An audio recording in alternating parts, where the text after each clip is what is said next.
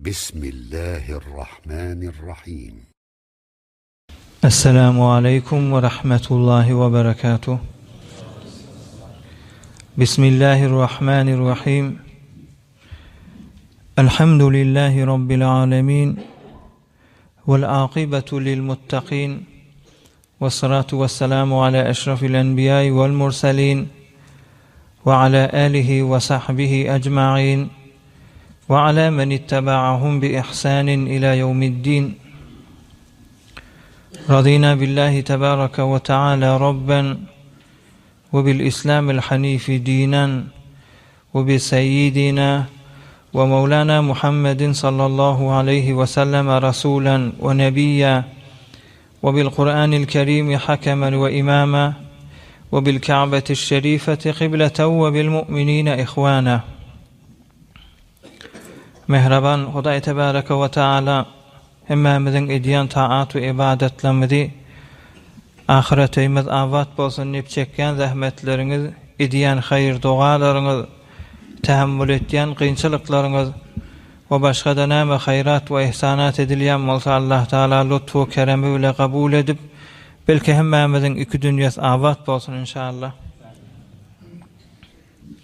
Peygamberimiz Aleyhissalatu vesselam mübarek hadis-i şerifinde aydiya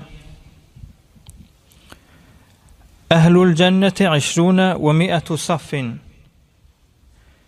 Cenneti adamlar cennete karşın gidecek bolonno yolu düşenne. Adamlar cennete karşın giderlerine fauç olup 120 sef olacak diptir. Yani 120 bölük. 80 minha min hadihi'l umma. 80 sef şu ummattan niptir Peygamberimiz Aleyhissalatu vesselam. 120 seften 80 sef Peygamberimiz Aleyhissalatu vesselam'ın ummetinden sef olup cennete geçip gitmeliptir. Vel 40 minha min sairil umam ravahu Tirmizi aleyhi rahme. Emma 40 sef qalany geçen ummatlar diptir. Hazreti Adem Aleyhisselam'dan ta yakın Peygamberimiz Aleyhissalatu vesselam'dan öw geçen Hazreti İsa Aleyhisselam'a çelli hemmesin üýşürsen 40 sef boljak dipdir. Hazreti Rumi aýdýa goft peygamber keçon kubideri akıbet zander burun ayet seri. Hazreti Celaleddin Rumi kuddese sirruhu aýdýa Peygamber aýtdy dipdir. Eger bir gafyny vurup dursaň goft peygamber köçün kubideri zol gafyn qakyp otursaň dipdir akıbet zander burun ayet seri adam ýok bolmaly dip iziňe gitmeseň o öýüň içinde de adam bolsa gafa açylar ahir näme gerek saňa dip saňa bir bakan tapylar dipdir. Çün zeçahi mikani her ruz hak akıbet enderresi der abe pak. Qadı versen, kuyunu qadı versen, 1 metr bolmasa 2 metr, 10 metr, ahirde da bir arastaca suwa yetersin deyipdir. Ey musulmanlar, netice näme? Neticesi şu namazın okuyumluklygy, mescide gelmeklik cennetin kapsyny açmakdyr, şonu kakmakdyr ey musulmanlar. Peygamberimiz aýtdy, cenneti adamlar 120 sef boljak diýdi, şoň 80 sefi şu ummetden. Ondan soňra da Hazreti Rumiň aýdýany bir gafyny kaksaň sen, akıbet şu gaf açylşy ýalak, goýy gazanda ahirde da 8 metr bolar, 15 metrden suwa ýetişiň ýalak. Hudaý dip gafyny kaksaň, Hudaý Taala'dan näme dilýäňiz şutak gelip? Yas okuyan adamlar, erti namaz okuyan adamlar, arasda geziyen, halal yiyen adam. Şulardan hedef şu cennete girmek, şon gafsyny kakmak. İnşallah kakıp duruşuňuz ýalak dawam tapsaňyz, ýene de sawýmasaňyz, biderek adamlara allanmasak, Hudaý Taala'nın tawfiqi şamil bolsa, irgiç bize gaf açylar inşallah. Hazreti Mahtum Bolýşan aýtýar, minip seyran üçin borak atlary günmegünden artar göwün şatlary, la'lo yaqutdanlar bolan zatlary hiç bolmaýy gerde tozy beheştin hoşluğu günmegen artjak diýipdir. Minyan zadyň da Hudaý Taala cennetde teýýarlandy. Şigijekde degişli la'lu yaquttanlar bolan zatlary hiç bolmagy gerdi tozu diýen tozan ýok, zat ýok. Behterin şäherde ýaşap beren adam 3 gün 4 günden edafe gedebilmeýär. Maşin motoryň aludegisi. O bolmasa da tozan eýmaşyň kirip bolýar. Emma inşallah cennete gireňizde görersiňiz, cennetde ýaşaýan adam hiç moňa tozan ýok, gerdi hakdy ýok, derleme de ýok. Bir adam cennete tagaman girenden soňra 1000 ýyl ýaşasa da şol adam duş almaklyga niýazy bolmaýar. Eýmaşy da kirlemeýär, bedenine kirlemeýär diýipdir. İnşallah hemmeňize nesip etsin. Peygamberimiz Aleyhissalatu vesselam'ın mübarek 8-nji beýsete mübarekesinden 48 ýaşynda bolýar. Peygamber bolandan 8-nji ýylda bir näçe waka boldy diýipdik. Şigijede muhim wakaalaryň biri. Elbette tarih muhim diýip aýdypdyr. Ýa-da aýdyljak gurrunlar bolan wakaalar bir ezafa bir dinin ewe gitmekligine şaýat bir sebep bolmadyk bolsun, ýöne tarihte ulukhan bolan ýagdaý diýilipdir. Muna aýtmakam ey musulmanlar, Peygamberimiz Aleyhissalatu vesselam'ın mübarek täze nübüwwete ýetenne beter eziyetken çekipdir. Siratdan önce bir gurrun aýtsak, kan adamlar tarihte dädesine çellim, nirde dünýäge gelip, nirde helak bolanyny çellim ýazyk, kan adamlar eziyet beripdir. Peygamberimiz Aleyhissalatu vesselam'ın ewine daş oklapdyrlar. Emma şigijede şoň bäşisini degişli gurrun. Asop Nawail diýen adam Peygamberimiz Aleyhissalatu vesselam'y 8-nji arkada Ka'b diýen adamda birikýän bir ulukhan gaty eziyet bererlerden, ýa-da eziyet bererlerden, dini ýykaýynyp eziyet bererlen bir Asop Nawail. İkilenjisi Aswad ibn al-Muttalib, Hazreti Hadijaň pesara Musa agasynyň ogly, şuda gaty eziyet bererlen biri. Bir Aswad ibn Abd Yagûs diýen zangar, bir Haris ibn Qays, bir de Walid ibn Mughira. Şu 5 adam eziyet bererlerken, ýöne şigijede şu 5 nefere bir gurrun turjak ey musulmanlar. Sirat-ı mübarekak barmak bu adamlaryň eziyetlerinden bir muhtasar aýtsak, Asop Nawail diýen zangar bir wagt Mescid-ül Harama Baba Beni Sehm diýen gafsyndan, Benu Sehm diýen gaftan girip barýady diýe. Peygamberimiz Aleyhissalatu vesselam da ibadette Mescid-ül Haramda Kabe-i Şerifeň mübarek metafyny ibadet edip çykyp gelýärdi diýe, iki kök düşdi diýe. Benu Sehm diýen gafta Asop Nawail bilen Peygamberimiz Aleyhissalatu vesselam şu taýda kök düşüp bir mykdar gurrun edipdirler. Gurrun diýenim Peygamberimiz sukut edýär, Asop Nawail azy kefin etýär. Şonno bir azyk gurrun bolup sonra ýanky Asop Nawail Mescid-ül Harama girende Ebu Cehil ýalaklar sanady da Qurayş oturan bolmaly hemmesi.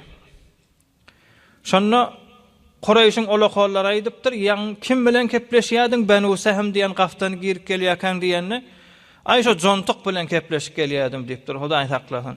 Şu muğalarda, şu täzelikde bir näçe gün üsünden geçipdir. Peygamberimiz Aleyhissalatu vesselam'ın Hazreti Hadijadan Qasımjan diýen ogly çatlap bir näçe ýaşda, 1 ýaş ýa 2 ýaşda dünýeden geçip biwafany etberen wagtym şey musulmanlar. Peygamberimiz Aleyhissalatu vesselam'ın Qasımjan diýen çağaçygy täzeje çağaşa dünýeden geçensen çatlansaň, Peygamberimiz da şoňa narahat, o bedbaht asipdir, aýşo jontuk bilen dipdir, Hudaý saklasyn. Bu ulukhan gurrun Peygamberimiz Aleyhissalatu vesselam'ın çağalar kişikka aýyrlansaň, aýby özü teleke bolansaň, al-aýazu billah, Hudaý saklasyn, özü teleke adam bolansaň, muň izi de bolmaýar, bir üzük abi, jontuk adip, şol agaby beripdirler. Şo taýda Hazreti Cebrail aleyhissalam Sure-i Mübareke'ye Kevser'i indirdi diye. Euzu billahi mineşşeytanirracim. İnna a'taynakal Kevser. Ya Resulallah, sana Kevser havzun verdik. Bir tefsire wara el Kevser diýdik cennette, inşallah hemmeňize de nesip eder. Kevser aragy diye içmeli, akyp duran çeşme. Ýürüýte Peygamberimizden süreyim yaradylan çeşme. Bir tefsirine de wara el Kevser diýdik, kan zat diýdik. qawzatlardan kän zat berdik diýdigi. Muňa üstünde bir jalasa görüňizsek şahy tamam bolmasyn. Fasalli li rabbika wanhar aýt namazyny okuydy gurbanlaň çal inne şani'aka ya Resulallah sana sevýän adam seni yaman görýän adam huwal abtar şoň özü üzükdir diýip Hudaý Taala şey diýdi. Kıyamata çellemde şoň ady betnam bol galy diýip musulmanlar.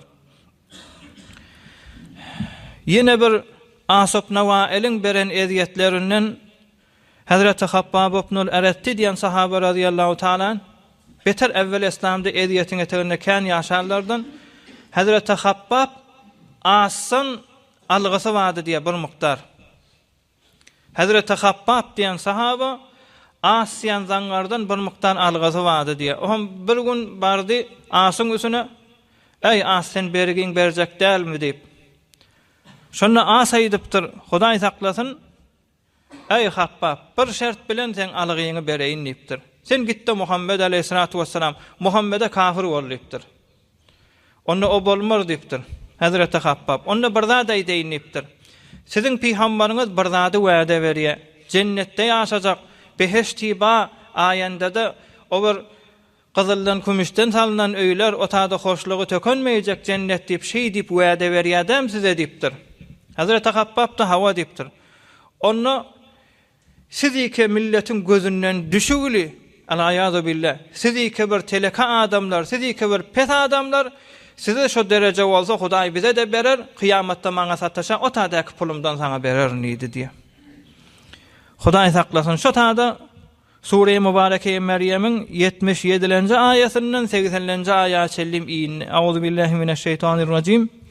Efera'aytellezî kefere bi ayatina ve qala la utayanna malan ve walada. Ol kafir bolan adamy gör.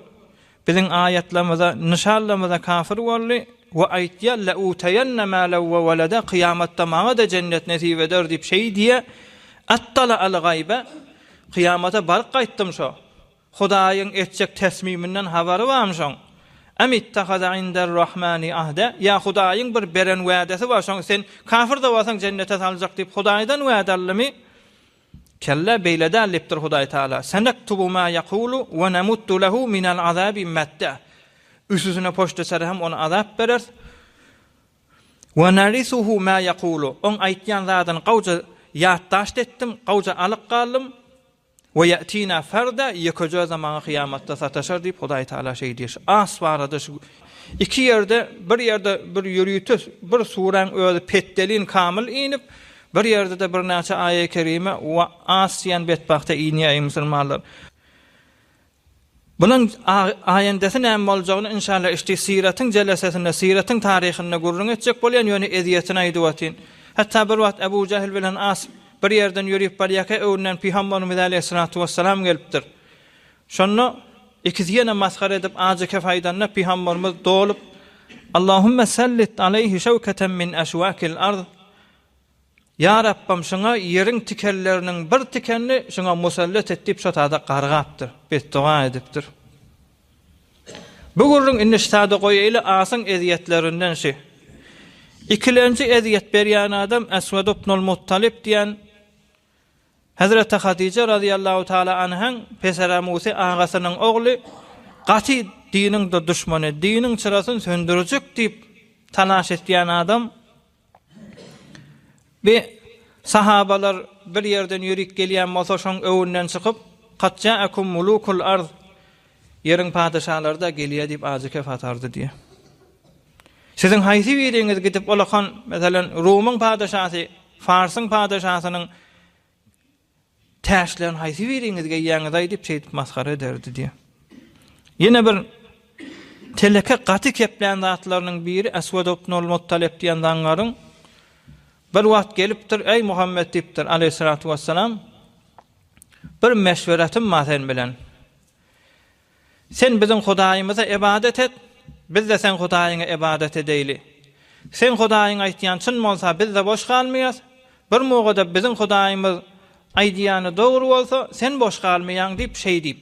Şo mugada Hudaý Taala Sure-i Mübareke Kafiruni inderýär. Peygamberimiz aleyhissalatu vesselam olaň dinine tabe bolmalylar, olaň Hudaýlaryna ibadet etmeliler diýip buyruk etdi ey musulmanlar. Ştada Peygamberimiz Aleyhissalatu vesselam qati narahat bolup iman getirmeden mer Peygamberin özün kafirçiliğine çağırıp durlar. Allahumme a'mi basarahu ve askilhu veladahu. Ya Rabbim şey Esved'in gözüne köret, çağalarına da yüreği yanıp ağlasın deyipdir. Bu gurrunda ştada qalınne. Üçüncü eziyet berýärleň bir Eswed ibn Abd Yağus diýen dangar gaty eziyet berýärleň biri. Peygamberimiz Aleyhissalatu vesselamyň daýysynyň Benu Zuhra diýen taýfatdy diýe. Peygamberin daýysy Hazreti Amana Benu Zuhra diýen taýfadan. Bir Eswed ibn Abd Yağus da Benu Zuhra'dan. Bir de sahabalaryň beter evvel İslamda din beter mali tarafdan zayıf bolansoň sahabalaryň köneklerini, zatlaryna ýama bolansoň bulan eymaşlaryny nemedip bir de ýerin padşahlar dip gaty eziyet berdi diye. Hatta Peygamberimiz Aleyhissalatu vesselamyň ewinden çykardy diye. Ýani Eswed ibn Abd Yağus diýen adam erti bilen Peygamberiň ewinden çykyp ey Muhammed ama kellemtel yewme minas sema bun asman bilen kepleşmedinmi sen niydi diye şey diýerdi diye. Bir de eziyet bererleň bir. Üçüncüsi Haris ibn al-Qays diýen adam o da kan eziyet berip bir eziyetleriniň biri Muhammed Aleyhissalatu vesselam Muhammed allıya öz yoldaşlaryny sahabalaryny ölünden sonra dirilýär diýip aýtýar. Derhalike we ma yuhlikuna illa ad-dahr. Hudaý bilen qasam bolsun biz zaman yerin öz fezaýy tabii öz yerin öz dünýäň özü bizi zayliya fersayeşe tabii bizinki biz ahireti boljakmy dip şey dip kan eziyet berdi diye. Velid ibn Mughayra 5-lenjesi Velid ibn Mughayra diýen betbaht onda eziyetlerinden bir iki eziyeti var musulmanlar. Hudaý Taala gaty yokuş görüp Hudaý Taala'nın qahary bolup aýy-i kerime inerler. Biri Velid ibn Mughayra diýen betbahtyň aýdan zady Näjre walya men ýalak dana adam, men ýalak bir gawa adam, men ýalak bir erzeşli adam, bir şerafetli adama inmiye Cebrail ferişte nerede bir Ebu Talib'in bir yetim ballasy bolsa özde bir erzeşi de yok milletin arasında şoňa inamalym dip şey dip kene etiraz etdi diye. Hudaý saklasyn. İkilenjisi şu Velid ibn Mughayra diýen betbahtyň taýfasy Benu Mahzum diýen taýfa. Öz taýfasyny bir wagt çağırdy diye. Peygamberimiz Aleyhissalatu vesselam Kur'an-ı Kerim okuyup durany bir ýerde eşitipdir Velid ibn Mughayra. Şonu öz Benu Mahzum diýen öz taýfasyna aýdyp ey Benu Mahzum men bir näçe gün mundan önce şu Muhammede inen Kur'any eşitdim dipdir Aleyhissalatu vesselam. Hudaý bilen qasam bolsun şun okuyan zady adamyň kefi däl, zynyň da kefi däl. İnsanyň aýdan zady däl, zynyň da aýdan zady däl. Şunna bir we inna lahu la halawatan. Şunna bir ýokumlyk ba, şunna bir nuraniyet ba. Şu bir baga meňzesek, bagy bir miwa berip duran, köküni gözlesek şu bagyňda heýwara bir durja suwdan içip duran. Şun özü özşök dipdir. Ve ma yu'la munna basyp biljek zat ýok dip şu gurrun aýtdyr.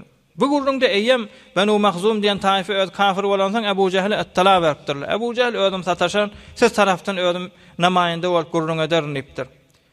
Bir gün ýekun geçip geçmeke Ebu Cehl Fir'auna hadihil umme ýani Velid ibn Mughayra sataşyp indi o bir forum şoň haqqaniýetini kabul etjek bolýar näjere aýtjagyny bilenak. Şonu oturup gurrun edenne Velid ibn Mughayra bir iki tane üç tane zat sorapdyr. Siz Muhammed'e kahin diýäňiz Aleyhissalatu vesselam, jaduger diýäňiz. Meger şi jadugeri edip durany, ot ýakyp taşyndan aýlanyp durany, bir jyllara bir mutawassil bolup şolardan bir zat edip durany gördüňizmi? Onu göremizak diýipdir. Ebu Cehl we Benu Mahzum da bar.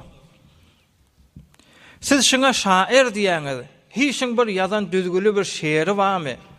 Awal bir sahabagasy bar, bir şeýer aýdan bolsun, goşga aýdan bolsun araplaryň arasynda.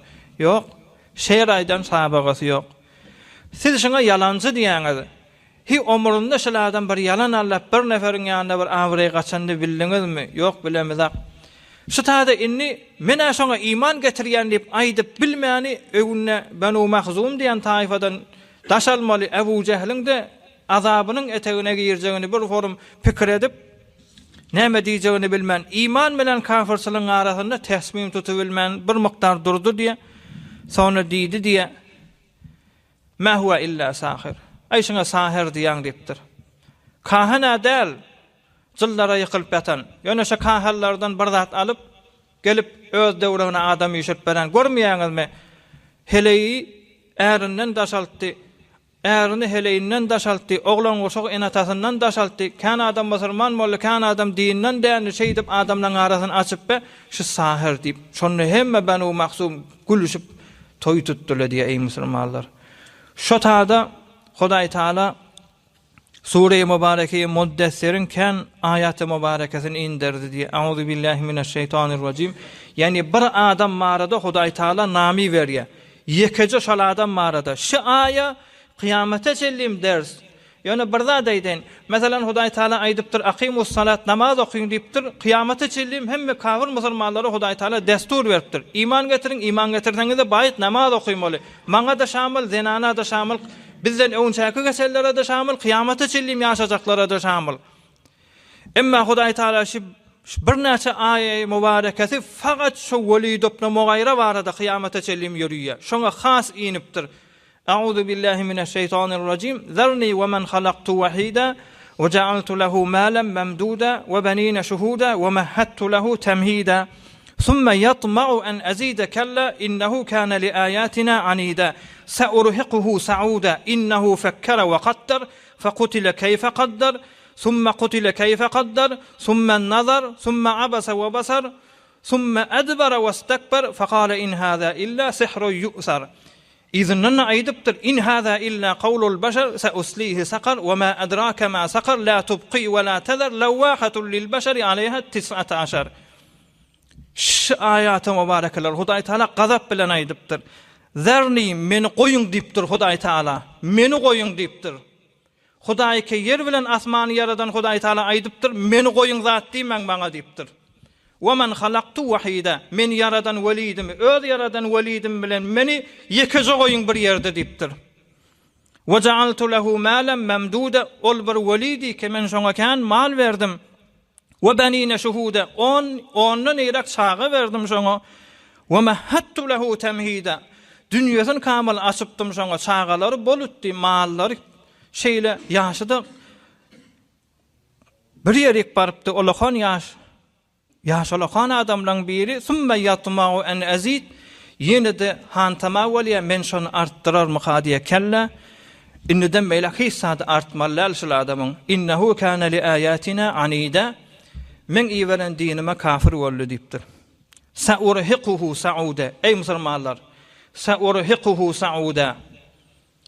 Hudaý Taala aýdypdyr, şun kıyamatda bir dağ bolsa şodur şu ot, öze od alyp duran ýagdaýda bir dagyky o da otdan şoňa çyk diýip, dağa hemin tori ýeriň ýüzünde çykyp bilýäňizmi? Çykyňda beýik-beýik dağlara haşlap oturmaly bolýaňyz ýolda. Özüňiz de, janyňyz da sag, keyfiňiz de kok. Ýürip barýan ýeriňizde qum arasaca ýagdaýda ýürip bilýärmi, haşlap ýüri bilen Hudaý Taala aýdypdyr, kıyamatda oňa teýýarlanan azap öze odalyp duran ýagdaýda we bir dagyky kamil otdan mejerlen daga çyk asmana garşy diýernipdir Hudaý Taala. Sa'urhiquhu sa'uda. Şu azaba salarnypdir. Innehu fekkara we qaddar. Öze bir hesap kitap etdi diýipdir. Faqutila. Ay Hudaý Taala şonu wursun. Keyfe qaddar. On edip hesap kitap edişip özi perwende arşivde gorlaýyşy bilen summa qutila keyfe qaddar ýene aýdypdyr. Ay Hudaýyň gargyşy soňa bolsun diýipdir. Hudaýyň azaby şoňa bolsun. İki defa aýdypdyr. Hudaý gargasyn şonu hesap kitap edip bir zer edip dini redetdi diýipdir. Ýene de Hudaý gargasyn şon şeýitdi diýipdir. Summa nazara. Ondan sonra Banu Mahzum bilen Ebu Cehl gözleri summa abasa we basar ýüzüni turşutdy. Summa adbara ve istakbar öz gururuna ecada vermedi, dini kabul etmekle dininden yüze vurdu diýipdir. Faqala ondan sonra da aýtdy in hada illa sihrun yu'sar milleti dargadyp beren seher diýdi diýip. In hada illa qawlul beşer bir adamın kefi diýdi Qur'an-ı Kerime. İzinden yine bir zada edipdir. Sa'urhiquhu sa'uda bir azap. Ondan sonra 2 mertebe Hudaý Taala qargapdyr. Yine de bir zada edipdir. Sa'uslihi saqar cehennemin 5-nji tabagasyna saljak diýipdir şonu. Wa ma adraka ma saqar. Qur'an edipdir. Saqar näme bolýar diýip sorarsaňyz diýipdir. Sa'uslihi saqar. Uslihi welidin özüne saqara saljak cehennemin 5-nji tabagasyna. Wa ma adraka ma saqar. Saqar näme diýipdir. La tubqi wa la tadar lawaqatun lil bashar. İnnamında näme bolsa pudr edip odaldyryp duran ot diýipdir Hudaý Taala. La tubqi we la tadar. Zat goýmaýar diýipdir. Lawaqatun lil bashar. Yüzünden ennamından derlerini aktarıp yakıp kül edip duran cehennem diýipdir. Aleyha 19 ferişte düşen mesul diýipdir azap bermeklige. Şey diýende de iman getirmeýänler betbaxtay musulmanlar. Kafirleň bir çykypdyr. Ey Walid. Ey Walid diýipdir. Korkma diýipdir. 17'sini özüm sawyň, 2'sini judasaň diýipdir ley musulmanlar. Şola adama inanda. Şu 5 nefer barada şu gije bir gurrun boljak ey musulmanlar. Siz 5 adamyň eziyetini eşitdiňiz. Peygamberimiz aleyhissalatu vesselam bir wagt Mescidül Haramda otuydy diýe, ýanyna Hazreti Cibrail aleyhissalam geldi diýe. Şonda ýanky 5 adam bilelikde ýürüp barýan şeýle. 5 nefer bolup. Bilelikde ýürüp barýarly bolmaly gurrun edip, olar Peýgamberi görýär aleyhissalatu vesselam, ýöne Hazreti Cibrail aleyhissalamy görenek. Şonu Hazreti Cibrail aleyhissalam Asyan betbaxtyň ayagyny eşare edipdir. Ya Resulallah, ayagy diýipdir. Aswad ibn al-Muttalib'in gözüne eşare edipdir. Aswad ibn Abdiyagos'un kellesine eşare edipdir. Walid ibn Mughayri ki ýanky betbaxt badyr. Cehennemin 17 däne fereştesini bir zat edeýin diýip, dostlary sen 2'sini judasaň diýip, ýene de öňküden beter hatda naşyan betbaxtlaň on iňjigine, baldyryna, iňjigine eşare edip, Haris ýan betbaxta da garyny eşare edipdir. İzinden ne aýdypdyr? Hudaý tarafdan aýa geldi. Auzu billahi mineşşeytanirracim. Inna kefeynakal mustehziin. Ya Resulallah, Hudaý aýtdy, men sen tarafından olara kafi. Yani özüm arını alar mazhar etýärleň mugabelini diýip şu aýany getirdi diýe musulmanlar. Asyan betbaxt bir ömür indi Peygamberimiz aleyhissalatu vesselam'ı görüp durady, eziyet berip 58 ýaşda Peygamberimiz hicret-i mübarekesinden 1 ýyl geçenden sonra 54 ýaşynda Peygamberimiz Asyan betbaxt 58 ýaşynda 2 ogly bilen düze çykdy diýe hoş geçirmäni. Şonda Mekkeň düzlerinde gezip bakale indi bir düýesinden düşüp aýagyny ýere uranna gaty bir ynjydy diýe Asyan betbaxt. Allahumme sallit aleyhi şawkan min ashwakil ardi ibtida Peygamberimiz. Ya Rabbim şoňa ýeriň tikelleriniň birini musallat et diýipdi. O tarafdan Hazreti Cibrail aleyhissalam şoň aýagyny eşare etipdi. Hey vay diýip aýagyny galdyrypdyr. Bir ýylan birde sokdy meni diýipdir. Şeýle oglanlar gözläpdirler. Yo däde ýalňyşýan ýylan ýok diýip, ayagym diýip şo taýda tutup özi gyýgyryp, çeýgyryp, hatta tarihte agzalya şoň ayagy düýäň boynu ýalak ýogylarny diýipdir çiýişip. Hudaý saklasyn. Şo taýda betbaxt derdine zidamany ölüp öljek läsesinde de diýipdir. Qatalani Rabbu Muhammedin sallallahu aleyhi ve sellem. Muhammedin Hudaý men dargatdy diýipdir ahir. İkilenjisi Aswad ibn al-Muttalib diýen betbaxt. O da bir gaty eziyet belerleriň biri. Ýeriň padşahlary gelýär. Ondan sonra gel sen men Hudaýyma ibadet et. Men sen Hudaýyňa ibadet edýän diýip mazhar edip ýalandan gülen kişi bolup şeýit diýen betbaxt. Bir wagt Mekkeň daşynda tefrihe çykanda bagyň etegine istirahat edip ýatyga birden kör boldy diýe. Kör boldy diýe gyýgyr berdi, dewrewini gözläp görmänseň, şonu Hazreti Cibrail aleyhissalam Hudaý tarafdan gelip şoň saçyndan tutup kellesin baga gaşyn urmana durupdyr, darhylladyp. Gyýgyrýan bolmaly meni bir zat eziyet berýär diýip, ýanyna bir hytmatkary wady diýe, şo hytmatkaryny çagyrypdyr. Hytmatkar da diýipdir: "Ey baýarym, ey başdak, narahat bolýan sen, estres edýän, kelleňle baga urýan, onda bir zat boldy" diýip, kellesin baga urup şo taýda o da diýipdir: "Qatalani Rabbu Muhammedin sallallahu aleyhi ve sellem." Meni Muhammedin Hudaý öldürdü diýip, şo da şey diýipdi diýe. Ýöne o da Peygamberimiz öňrek Allahumme a'mi basarahu we askilhu waladahu. Şoň gözüni köret, oglanlaryna da jany ýanyp ýeriň ýüzünden geçsin diýmedimi? dünýeden geçmäke bu waka awalmaka Bedir diýen wurşunny Peygamberimiz Aleyhissalatu vesselam mübarek hicretinden sonra jenge Bedirde 2 sagatı Zem'a bilen Aqil diýen sagatı birde Haris diýen agtygy üçüsi öldü diye. Sonra bir Habbar diýen bir oglu da wady diye. O da Peygamberimiz Aleyhissalatu vesselam Mekke mükerremen fetheden sonra musulman bolup galyýar. O da dargaja gitdi dipdir. Jany ýanyk geçdi dipdir. Bir jengde 3 hanawadasynyň aýrylyp ahyrda da şeýdip dünýeden geçmek. Aswad ibn Abd Yagûs ýan betbaht Hazreti Cebrail aleyhisselam şoň yüzüne eşare edipdi. Gaty eziyet bererleň biri "Bun Hudaý bilen kepleşmedingmi? Asman bilen kepleşmedingmi?" diýen betbaht bir gün düze çykanda gary ýel geldi diýen maňa öz. Fakat özünden çyn. Bir hili ýelesen ýalak bolup azap ýeli gelip ýüzi garaldy diýe, kamil kömür ýaly bolup. Sonra öýe geldi diýe. Öýe gelende özüň anasy çagasy özüň tanymany öýe salmadyly diýe. Şeýle aç diýen bolmaly, gafiýyna çanakly diýe. Ýüzi örtügili gara, kömür bolupdyr. Şunna bilin bir adamyň ýüzi ütkese, helkaty ütkese, aňyrsy 3 gün 3 günden ölmeli, jahannama gaşyn geçip gitmeli musulmanlar. 3 gün fakat ebrat üçin galmaly. Inde bunu yüzü ütkepdir. Azap taraftan, Hudaý taraftan şeýle yüzü ütkep, bir de öz yüzü ütkelligine bir taraf, o taraftan azabın gelýände ýüreg darygyp, o taraftan öýdäkiler de maňa aman bermäni kellesini şu gafsyna wurdy, şu taýda öldü diýýärdi. Haris ýan betbahtyň da garnyny eşare etdi Hazreti Cebrail aleyhisselam. O da bir wagt öýüne balyk bişiripdirler, şu balyk iwotika Hudaýyň emri bilen duzy kärrak düşüp, o bir sebep, edafa duzy, edafa da düşen zady ýok. Ýöne şoň agzyna şor bolup şeýle suwçyýa diýe ganynak, şeýle suwçyýa ganynak, ahyrda da darkyllap garnyýar belli diýe musulmanlar. Ahyrkysa Walid ibn Mughayra diýen zangar, ýanky sakara salaryň seni dik dağdan şey derinip Hudaý Taala gaty gahar bilen aýaýa mübarekeler indiren Walid ibn Mughayra bir wagt bir ok ýay bejerýäniň ewünden geçip barýardy diýe. Ok ýay, tir, keman, omugy bejerliýe geçip barýaka, şoň dawandan bir ok geçdi diýe. Allahyň emri da ýoksa öz ýürüp barýan adam gözlemel aýagynyň etegini. O tarafta da Qurayşyň ay betbaht adam da bula. Qurayşyň bir gelşikli, haýwatly, bir şarafetli zenanalar üýşüp gözläp duran şolaň ýanyna bir de öz gururuny degip, olaň ýanyna iňjigin çermemen şu derdini jydap, o da göňe garşyn sokulup, göňe garşyn çümüp, hatta baldyryny da çümdi diýýär musulmanlar. Şonu Araqun Nisa diýip bir dert ba, sawatly oglanlar bilýändir, siyatik diýerler şu mahal.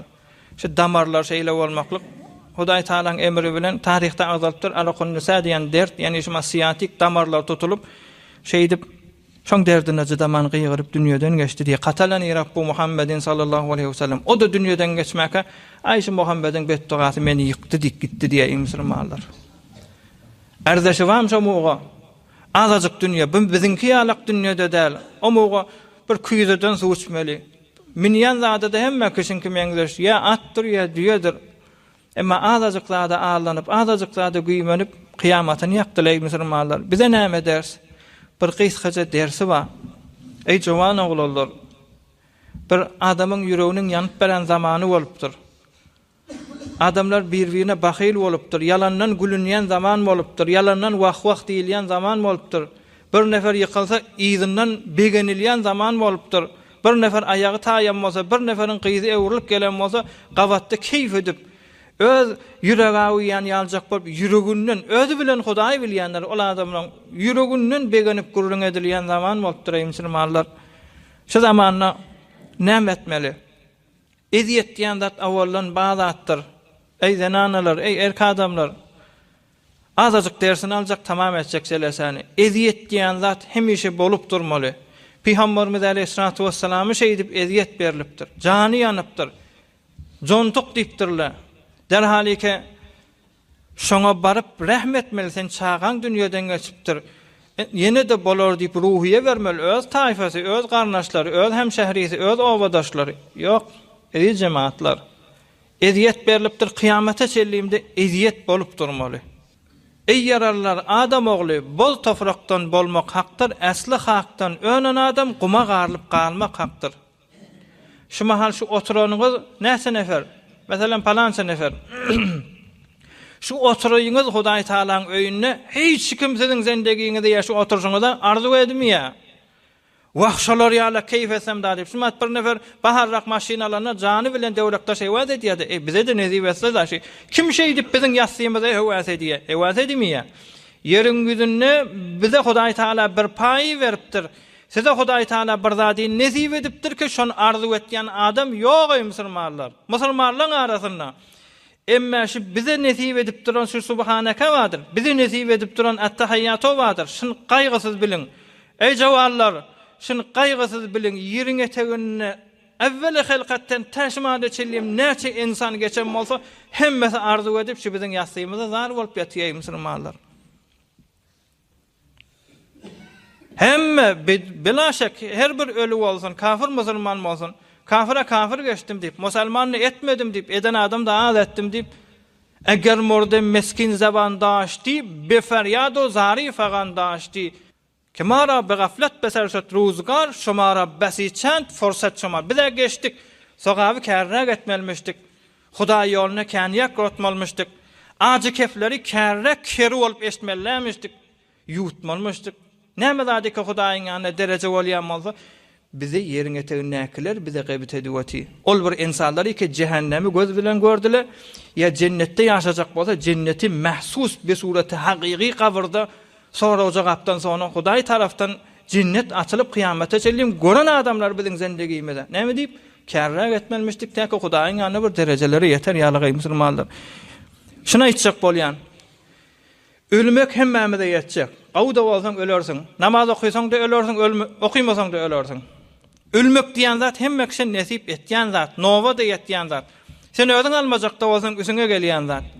Emma gawy bolmak, Hudaýyň söýün bendesi bolmak her kim nesip etýän nädir? Asl cennet satyn aljak zat, cennete hewas etmek amin melek däl. Cennete hewas etmek talaş etmeli, o taraftan seni eziyet berýän adamlaň sabrına jydamaly bolar ey musulmanlar. Peygamberimiz Aleyhissalatu vesselam aýtdy, "Ka adamlar wagtdypdir Hudaýyň ýanyna bir derejelere liýagaty wagtdypdir. Cennetde bir derejelere liýagaty we şu derejede öz ölüp ibadet etse diýeti biljekdir. O hem näme etdi Hudaý Taala öz Rahmanur Rahim bolansoň, şoň göterajak musibeti bilen şu derejeye ýetirýär diýipdir. Şayet biz derejemiz galdyrýandyr. Bile bir tarafı kıyınçılıklamazın. Kıyınçılıktır. Bir nefer gel akamda salam verende salamın almasa kıyınçılıktır şey musulman. Olaka musibettir. Yürüyüp bar yakan büdürüysen şo da şeyle. Kevşin bende kırılsa şo da musibet deyiptir. Aziz adamlan dünyadan geçmekli o da musibettir.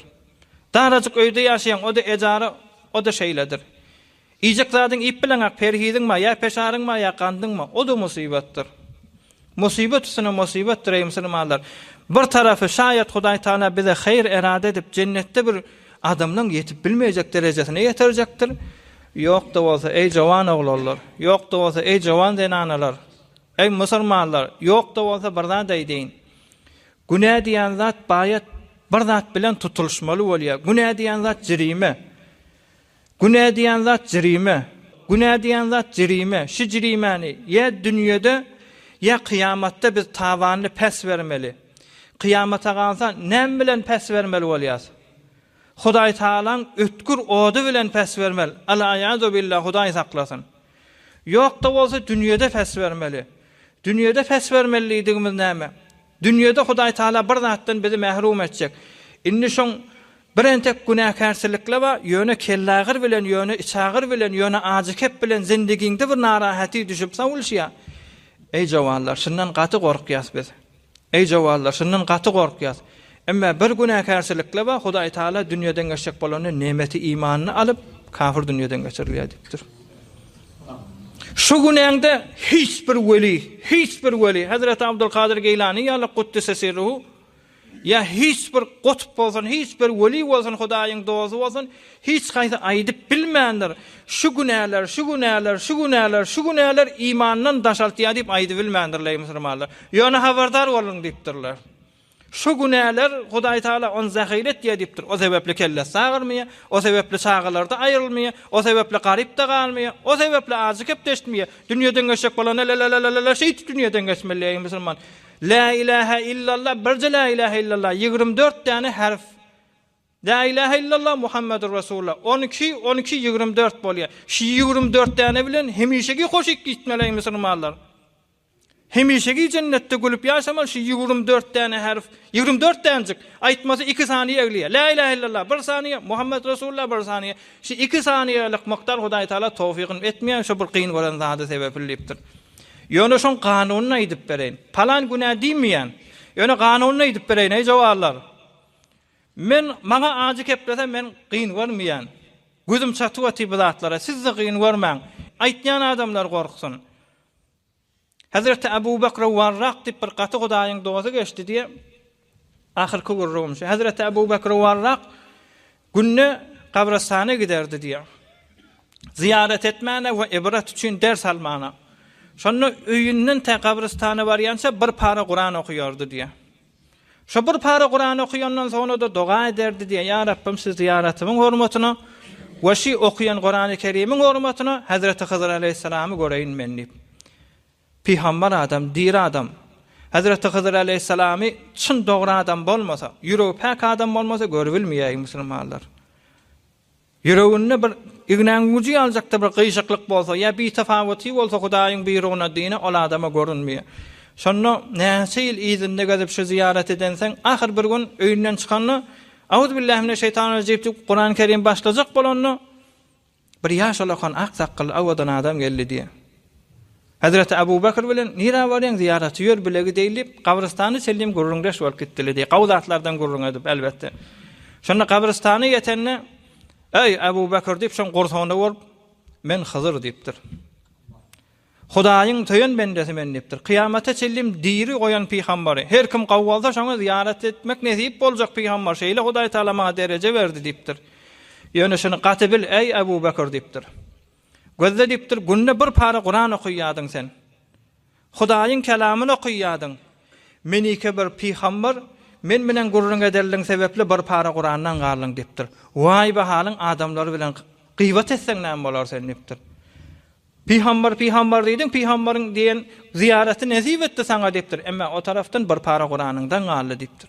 Emma sen gıýbat bilen güllen geçirseň näme, eziýet bilen omryň geçirseň näme diýip. Şu Hazreti Abu Bakr Warraq bir zat aýtdy, ahir ömrüne dünýeden geçek bolany, ey musulmanlar diýip bir gurrun aýdypdyr ýoldaşlaryna. Bu ömür men adamlar peslärni imanny öwürmäne, kelemesini öwürmäne çağırdylar men diýipdir. Hazreti Abu Bakr diýipdir. Bu ömür men adamlaryň imanny öwürdüm diýipdir. Ýöne kan adamda imansız dünýeden geçdi diýipdir. Şu imansız dünýeden geçen adamlaryň da perwendesini atlaryny ýazyp tahqiq etdim diýipdir. Şolaň arasynda namaz sebäpli imansız geçeni görmedim diýipdir. Zakat sebäpli imansız geçeni görmedim diýipdir. Arazasy sebäpli imansız geçeni görmedim diýipdir. Emma ajdil bolansaň, eziýeti bolansaň, maskarasy bolansaň imansız dünýeden geçdi diýipdir. Näzire azy keplemeli musulmanlar? Näzire dil ýetirmeli? Näzire bir-biriň arkasyndan ýamallamaly? Ay o falandır, ay o birzatdır, ay o şeýledir, ay o beýledir. Maňa gawzat, size gawzat iziňizden keplense musulmanlar. Günä ýular, hesap kitap edilşirse musulmanlar, derece bolar. Emma ol adamy ki eziýetiň günni eziýet bilen dogurup, giýjesen eziýet bilen geçirýän adam, ha fark etmeýär oglan uşagyna zulmetsin, ha fark etmeýär hemsaýasyna zulmetsin. Zulümdir. Adamlaryň istirahat edip beren wagtyna gıýgyryşyp bermek. Zulümdir. Bir adam keplep doka, hatta ganaýdan bir adam keplep doka, şoň kefin gat etmek şo da zulmeýin musulmanlar. On awraýyn dökmek, bir zat etmek, bu zatlar külli aýtdyň musulmanlar. Gaýrat edin, Hudaý Taala hiç gaýsymyz namarda zar etmesin. Biz cennete umit var bolaylyň ey musulmanlar. Goý dünýede bize ýa derece bolar, has bolmasa da günämiz ýolar. Hazreti Mahtum Şanyň mübarek sözüne aýdyn ey musulmanlar. Bişgey, bişer diýdi. Bişgey alwan ellegmedik aşlary Hudaýyň emri bilen şu isleýän zadyň Hudaýyň tarapy bilen sen niýetiň bilen hiç dehalaty dest bolman, eliň dehalaty bolman özü bişecek diýipdir.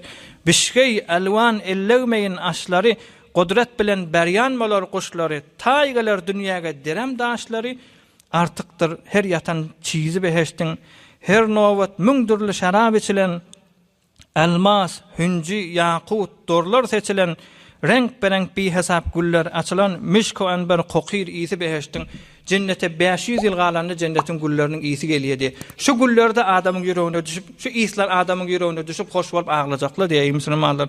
Hak kabul eylep doğasın ahyarın, hasil edip herne maksadın barın, görsedip olgunna halka didarın, budur mu'minlerge razı beheştin diye inşallah hem bengze nesip etsin. Nefere bir rahmetül Allah'a ve tolera dua edelim. برای مشاهده ویدیوهای بیشتر به کانال یوتیوب سخنرانی های علمای ترکمن سر بزنید، مشترک بشید و منتشر کنید، اجر ببرید.